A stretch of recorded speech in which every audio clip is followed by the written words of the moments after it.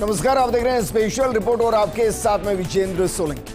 रागासा क्या एशिया में एक ऐसी तबाही है जिसकी जद में चीन आ चुका है, ताइवान आ चुका है, हांगकांग आ चुका है। 30 लाख से ज्यादा लोग इससे सीधे प्रभावित हो रहे हैं और 20 से ज्यादा मौतें अभी तक हो चुकी हैं और 300 से ज्यादा लापता हो चुकी हैं। हालांकि आंकड़ा बहुत कम है, इसका सही आकलन होने में अभी वक्त लगेगा, लेकिन कहा जा रहा है कि इसकी तबाही का असली असर चीन में नजर आ सकता है। ये रागासा एक तूफान है जो 2025 का सबसे ज्यादा खतरनाक तूफान है। इससे कैसे बचा जा सकता है और क्या भारत भी इसकी जद में आ रहा है? इसका नाम रागासा क्यों रखा गया? इसकी स्पीड जो अभी 250 किलोमीटर प्रति घंटे की रफ्तार के आसपास से आगे बढ़ रही है, क्या ये और ज्यादा तेज हो सकती है? और इसको सुपर साइक्लोन क्यों कहा जा रहा है? आज हम आपको इसके नामकरण से लेकर इसकी तबाही तक का पूरा विश्लेषण कर दिखाएंगे, क्योंकि यह है रागासा 2025 का सबसे खतरनाक तूफान।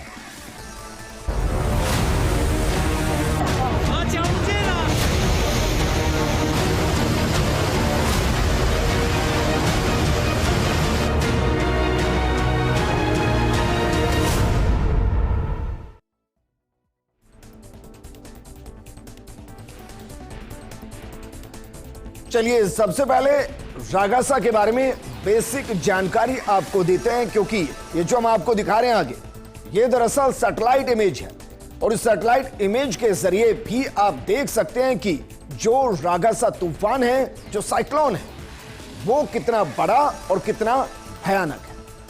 लेकिन इस रागासा को ही नंदो भी कहा जा रहा है। इसके नामकरण को जरा देखिए, किसने इसका क्या नामकरण किया है। रागासा, जिसको नंदो भी कहा जा रहा है, इसको इंटरनेशनली जिस नाम के साथ बुलाया जा रहा है वो है टाइफून मैनाई। इसके अलावा 2025 का ये सबसे खतरनाक तूफान है और इसकी रफ्तार 270 किलोमीटर प्रति घंटे। ये सुपर साइक्लोन है जिससे बचना बहुत मुश्किल, और इससे पहले इस रफ्तार के जो तूफान आए वो लाखों लोगों की जिंदगी पर भारी पड़े।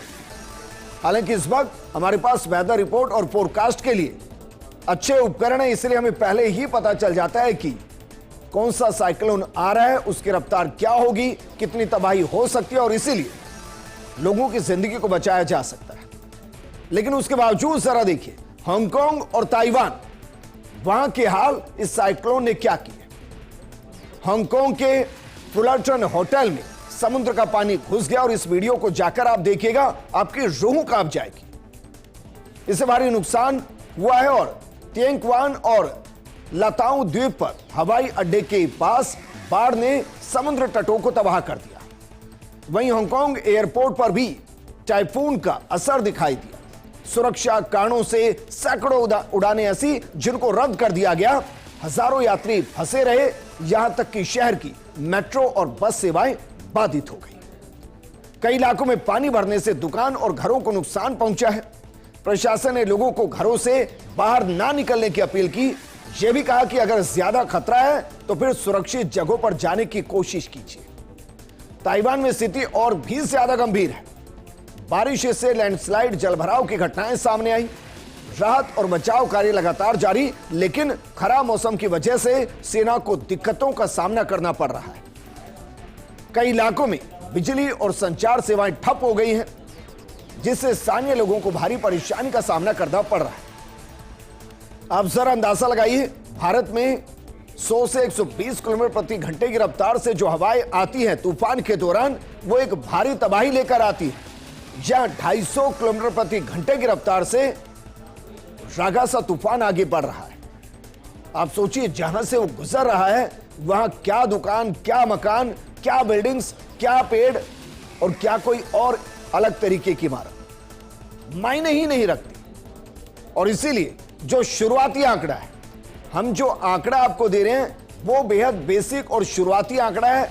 हम यकीन से कह सकते हैं कि इस तबाही के बाद जब सही आकलन होगा तो वो इससे कहीं ज्यादा होगा, लेकिन फिर भी शुरुआती आंकड़ा ही डरा रहा है, क्योंकि हांगकांग के अंदर का जो आंकड़ा है उसमें 700 से ज्यादा उड़ानें अब तक रद्द हो चुकी है। इसके अलावा जो लापता का आंकड़ा है वो 100 से ज्यादा है। ताइवान के अंदर 14 की आधिकारिक मौत घोषित कर दी गई है इस साइक्लोन की वजह से, जबकि जो लापता है वो 245 से ज्यादा है।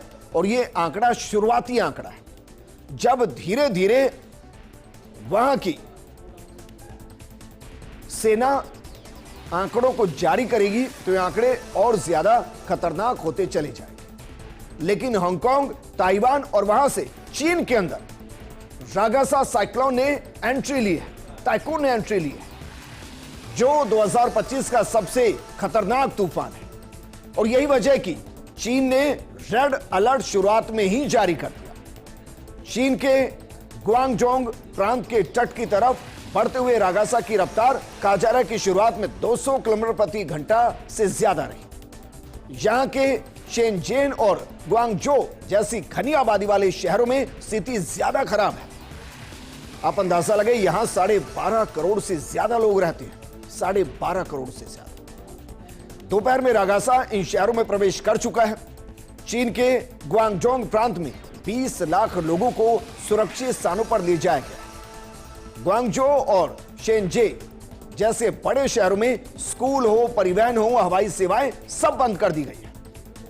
चीन ने इस साल पहली बार ऊंची समुद्री लहरों के लिए रेड अलर्ट जारी किया। और ये कितनी ऊंची है? ये 2.8 मीटर यानी कि 9 फीट तक की तूफानी लहरों का पूर्व अनुमान लगाया गया। ये पूर्व अनुमान है, लेकिन जो हम आपको सैटेलाइट से लिया गया वीडियो दिखा रहे हैं, ये वीडियो ज्यादा भयावह है। और ये बता रहा है कि रागासा हो सकता है इतिहास के पन्नों में दर्ज हर तूफान के आंकड़े को तोड़। लेकिन इसको रागासा नाम कैसे मिला? इसको रागासा क्यों कहा जा रहा है? इसके पीछे की कहानी क्या है? इसके पीछे की प्रक्रिया क्या है? जरा इसको भी समझिए, क्योंकि रागासा तूफान का नाम फिलीपींस के मौसम विज्ञान संगठन, जिसे पैगासा कहते हैं, यानी कि Philippines atmospheric geophysical and astronomical service administration, उसने इस नाम को रखा है। और यह नाम एक फिलिपीनी टैगालोग शब्द से लिया गया है, जिसका अर्थ होता है तेज गति या तेजी। और जो इसकी रफ्तार है 250 किलोमीटर प्रति घंटे की, वो वाकई में बहुत ज्यादा तेज है। और इसीलिए इसे नाम रागासा दिया गया, जो फिलीपींस की तरफ से दिया गया। दरअसल पश्चिमी प्रशांत महासागर में उत्पन्न होने वाले उष्ण कटिबंधीय चक्रवातों के लिए फिलीपींस, जो इस क्षेत्र में सबसे ज्यादा प्रभावित देशों में से एक है, अपने स्थानीय नाम देता है। आमतौर पर दरअसल क्या होता है कि वहां की जो स्थानीय संस्कृति है, जो वहां की भाषा है, जो वहां की प्रेरणा से जुड़े हुए शब्द हैं, उनसे तूफानों के नाम प्रेरित होते हैं। पैगासा के पास तूफानों के लिए पहले से ही तैयार नामों की 4 सूची है, जिनमें प्रत्येक के अंदर 25 नाम है, यानी कि कुल 100 नामों की सूची पहले से तैयार है। और ये सूचियां हर साल रोटेशन में इस्तेमाल की जाती है, यानी कि हर 4 साल बाद दोहराई जाती है। इस दौरान अगर कोई तूफान बेहद विनाशकारी होता है तो उसका नाम सूची से हटा दिया जाता है, क्योंकि वो अपने आप में उस तूफान के साथ जुड़ जाता है और इसीलिए किसी दूसरे नाम के साथ उसे नहीं जोड़ा जाता। लेकिन इन 4 सूची, जिनमें 25-25 नाम है, उनमें से अगर एक विनाशकारी नाम को हटा दिया जाएगा तो उसकी जगह किसी और नाम को जोड़ दिया जाएगा। यह सूची 100 नामों की बनी रहती है। रागासा जो शब्द है इस सूची का हिस्सा था और 2025 में इस तूफान के लिए चुना गया था। यह नाम तूफान की तेज गति और शक्तिशाली प्रकृति को दर्शाता है। अंतर्राष्ट्रीय स्तर पर इसे टाइफून मैनाई के नाम से जाना जाता है, जो जापान के मौसम संगठन द्वारा दिया गया नाम है। तूफान इतना बड़ा है कि इसे अंतरिक्ष से भी देखा जा सकता है। दक्षिण चीन सागर में 4 मीटर ऊंची लहरें पैदा कर रहा है, यानी कि लगभग 13 फीट के आसपास की। और यह इस साल फिलीपींस में आने वाला 14वां बड़ा मौसमी तूफान है और 2025 में आने वाला, यानी कि इस साल आने वाला, दुनिया का सबसे खतरनाक तूफान है।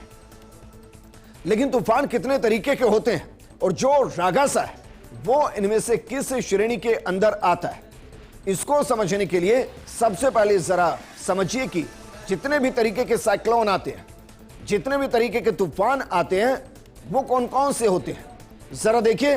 फिर इसके बाद इनके बारे में जानकारी देंगे कि इनमें अंतर क्या है। इनमें जो पहला है वो है साइक्लोनिक स्टॉर्म, दूसरा है सीवियर साइक्लोन, तीसरा है वेरी सीवियर साइक्लोन, चौथा है एक्सट्रीमली सीवियर साइक्लोन और पांचवा है सुपर साइक्लोन। अब शुरुआत में ही हमने रागासा तूफान को सुपर साइक्लोन कहा है, तो सुपर साइक्लोन क्या है और क्या वाकई में यह सबसे खतरनाक साइक्लोन है, और दुनिया में इससे पहले सुपर साइक्लोन कौन कौन से आए हैं, उन्होंने कितनी तबाही मचाई है, इसको समझने के लिए एक एक करके जितने भी तरीके के साइक्लोन होते हैं, स्टॉर्म्स होते हैं, उसको समझते हैं। सबसे पहला था साइक्लोनिक स्टॉर्म। यह क्या होता है? दरअसल इसमें हवा की अधिकतम स्पीड 62 से 88 किलोमीटर प्रति घंटे होती है। यह साइक्लोन का सबसे कम घातक रूप है, इससे ज्यादा तबाही का खतरा नहीं होता, और जो स्टॉर्म्स हैं उनके जो नाम हैं वो उनकी स्पीड के आधार पर ही रखे जाते हैं। जैसे जो दूसरे नंबर पर है वो है सीवियर साइक्लोन। तो सीवियर साइक्लोन क्या होता है? इस साइक्लोन में हवा की अधिकतम स्पीड 89 से 120 किलोमीटर प्रति घंटे की रफ्तार तक होती है, और यह समुद्र में मौजूद नावों या जहाजों के लिए खतरनाक हो सकता है। और कई बार आपने खबरें सुनी भी होगी कि तूफान की जद में आने की वजह से नाव पलट गई, समुद्री जहाज पलट गए। उस दौरान मुमकिन है सीवियर साइक्लोन का वो शिकार हुए हो, लेकिन इसके बाद के जितने साइक्लोन होंगे वो सब इस तरीके का डैमेज कर सकते हैं, क्योंकि तीसरे नंबर पर है वेरी सीवियर साइक्लोन। इसमें जो अधिकतम स्पीड है वो 118 किलोमीटर से 165 किलोमीटर प्रति घंटे की रफ्तार, इस स्पीड के साथ हवाएं चलती हैं, और इसीलिए इसे वेरी सीवियर साइक्लोन कहते हैं। यह साइक्लोन जमीन की तरफ बढ़ने पर जान माल को नुकसान पहुंचा सकता है। इसके बाद आता है एक्सट्रीमली सीवियर साइक्लोन, जो कि इसका नाम इंडिकेट कर रहा है। यह बेहद घातक होते हैं। इनमें हवाओं की स्पीड 166 से 220 किलोमीटर प्रति घंटे की होती है। इस दौरान भारी तबाही होने की संभावना बनी रहती है, और इससे बचने के लिए कई बार शहरों को भी खाली कराया जाता है। तटीय इलाकों में भारी तबाही की वजह से अलर्ट होता है, और एक्सट्रीमली सीवियर साइक्लोन की श्रेणी में भी चाइना के अंदर रागासा को रखा जा सकता है, क्योंकि हमने आपको आंकड़ा दिया कि 12.5 करोड़ के आसपास की उस इलाके में पॉपुलेशन, जिसमें से 20 लाख लोगों को सुरक्षित स्थानों पर शिफ्ट किया गया है। लेकिन हम इसको सुपर साइक्लोन कह रहे हैं, क्योंकि ताइवान के अंदर, हांगकांग के अंदर इसकी जो स्पीड थी वो 250 से 275 किलोमीटर प्रति घंटे की थी, और जो सुपर साइक्लोन है उसमें हवा की स्पीड 220 किलोमीटर प्रति घंटे से ज्यादा होती है, जो कई बार 300 से 400 किलोमीटर प्रति घंटे से भी ज्यादा हो जाती है। इस दौरान ये रास्ते में आने वाले पेड़ों, गाड़ियों, बिल्डिंगों को भी तबाह कर सकते हैं। रागासा इसी श्रेणी का साइक्लोन है जिसने तबाही मचानी शुरू कर दी। लेकिन इस तबाही का जो आंकड़ा अभी तक आया है, क्या वाकई में वो आंकड़ा रागासा की रफ्तार के सामने छोटा है, या फिर आंकड़े आने अभी बाकी है? क्योंकि जिस स्पीड के साथ रागासा ताइवान, हांगकांग और चाइना के अंदर एंट्री कर रहा है, यह आंकड़ा बड़ा हो सकता है। लेकिन दुनिया के सबसे खतरनाक चक्रवाती तूफान कौन कौन से रहे, भारत के कौन कौन से रहे, इससे जुड़ा एक आंकड़ा आपको देते हैं। टॉप 7 जो आंकड़े हैं वो आपके सामने रखते हैं, जरा देखिए। 1737 में पश्चिम बंगाल में कलकत्ता साइक्लोन आया, और इसमें 3 से 5 लाख लोगों की मौत हुई। इसके बाद 1839 में आंध्र प्रदेश में कोरिंगा साइक्लोन आया, और इसकी वजह से तबाही इस कदर थी कि सारी बंदरगाह नष्ट हो गई थी, करीब 3 लाख लोगों की मौत हुई। 1970 में बांग्लादेश के अंदर भोला साइक्लोन आया और इस भोला साइक्लोन ने 3 से 5 लाख लोगों की जान ले ली। इतने लोग इस साइक्लोन के शिकार हुए थे जो बांग्लादेश में आया था और जिससे नाम भोला साइक्लोन दिया गया था। इसके बाद 1881 में वियतनाम में हाइफोंग टाइफून चक्रवात आई। इसमें भी 3 लाख के आसपास लोगों की जान चली गई। 1975 में चाइना के अंदर ही टाइफून नैना और इसके चलते 2,29,000 लोग दुनिया से चले गए थे, उनकी जान चली गई। 1780 के अंदर कैरेबियन, जिसे हम एटलांटिक कहते हैं, उसके हिस्से में ग्रेट हरिकेन आया। ग्रेट हरिकेन दरअसल उस वक्त के साइक्लोन का नाम था। उसमें 22 से 30,000 मौतें हुई, जबकि 1887 में बंगाल साइक्लोन में गांव के गांव तबाह हो गए और उस दौरान 1 लाख से ज्यादा लोगों की जान गई।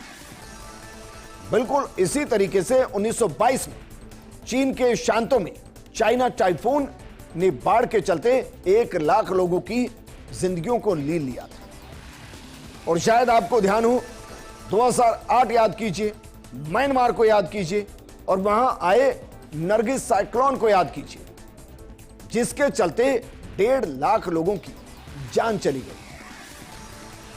1942 में द्वितीय विश्व युद्ध के दौरान बंगाल में बंगाल साइक्लोन से 75,000 मौतें हुई थी और इनमें से कई सुपर साइक्लोन थे तो कई उस श्रेणी के साइक्लोन नहीं थे।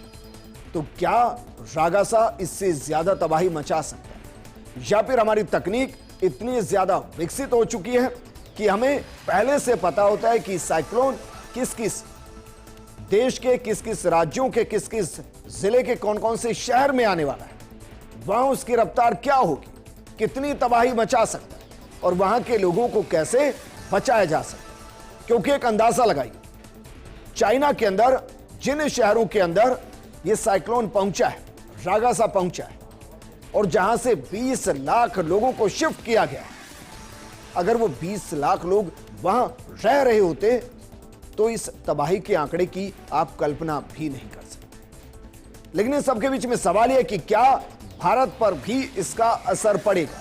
क्या जो ताइवान, जो हांगकांग और जो चाइना में हो रहा है, क्या चाइना से होते हुए ये भारत में भी एंट्री ले सकता है? अगर एंट्री लेगा तो इसकी रफ्तार क्या होगी, या चाइना से किसी और तरफ मुड़ जाएगा और भारत की तरफ नहीं आएगा? सवाल यही है कि क्या यह तूफान भारत में भी दस्तक दे सकता है? फिलहाल यह ताइवान, हांगकांग और दक्षिण चीन के तटीय इलाकों में तबाही मचा रहा है, लेकिन भारत को इससे सीधा खतरा होने की आशंका ना के बराबर है। तूफान पश्चिम, उत्तर और पश्चिम की तरफ बढ़ रहा है और भारत से काफी दूर की तरफ। मौसम विभाग के अनुसार बंगाल की खाड़ी में मौसम में बदलाव हो सकता है। हालांकि आईएमडी ने अभी तक कोई विशेष चेतावनी जारी नहीं किया और इसका मतलब यह कि हमें डरने की, घबराने की जरूरत नहीं है। हमने यागी तूफान को देखा है, लेकिन यहां रागासा है जो चाइना, ताइवान और हांगकांग के अंदर तबाही मचा रहा है, क्योंकि इसकी रफ्तार इसे सुपर साइक्लोन बना रही है और इसे 2025 का सबसे खतरनाक तूफान भी बना रही है। इस प्रोग्राम में फिलहाल इतना ही। आप बने रहिए फर्स्ट इंडिया न्यूज के साथ, क्योंकि खबरों का सिलसिला लगातार जारी है। नमस्कार।